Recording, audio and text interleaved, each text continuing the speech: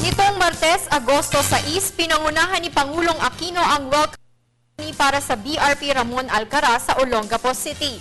Kaugnay nito, tiwala ang Pangulo na malaki ang maitutulong ng bagong warship para higit pang mapaigting ang maritime security ng bansa. Yan ang pinag-uusapan sa ulat ni Elena Luna. Pinangunahan ni Pangulong Aquino ang pagsalubong at pagbibigay-pugay sa pagdating ng BRP Ramon Alcaraz sa Alaba Pier sa Subic Freeport Zone sa Olongapo City.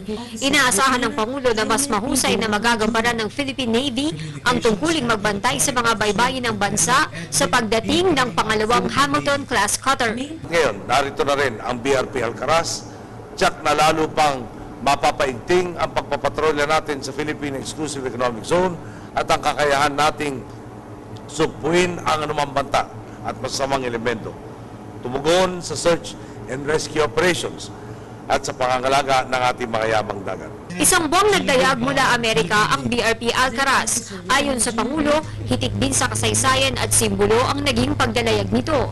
Dumaan ang BRP Alcaraz sa Pearl Harbor na binomba noong ikalawang digmaan at sa Guam kung saan ipinatapon ang bayaning si Apolinario Mabini.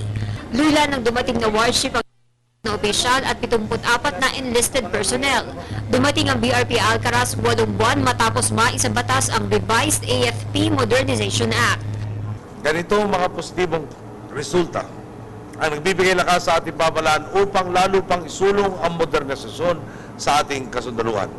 Binubura na po natin ang dating imahe ng kulang-kulang na kagamitan at pahirapang kalagayan ng ating mga kawal ng bayan.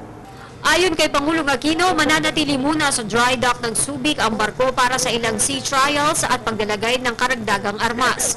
Matapos nito ay magsisimula na ang BRP Alcaraz magpatrolya.